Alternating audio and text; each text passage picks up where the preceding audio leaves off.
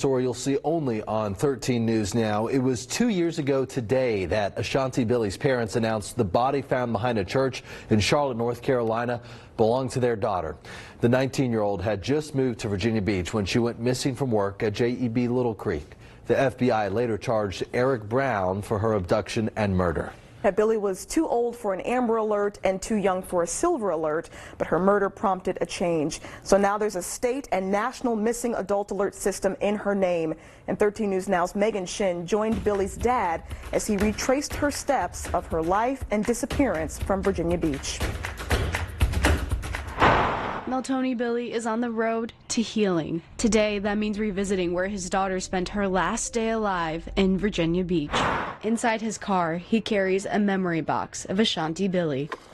Everything Ashanti, so like photos of her. Plus 2 big photo albums. This is my last Father's Day card that you get this. He's bringing these items along for the drive, starting at her apartment near town center. This time would have been her move-out time. Ashanti says she would have just graduated from culinary school at the Virginia Art Institute. She dreamt of opening a bakery. It's what brought us to Virginia.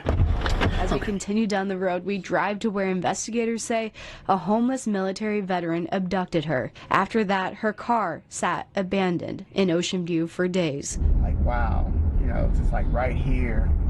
During the search for Ashanti, 13 News Now found footage of her suspected killer throwing her phone in a dumpster on Tally Ho Terrace. Little did he expect to meet the man behind the instrumental footage. Nice to meet you. God bless you, brother. Yeah. Appreciate you, man.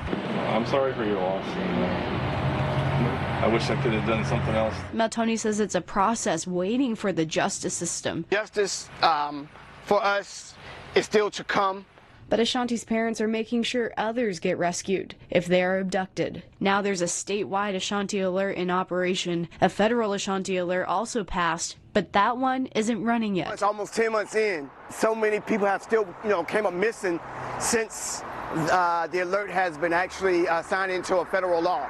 Getting the federal system in action is Ashanti's next step. But remembering where everything started is a bittersweet stop along this long road ahead.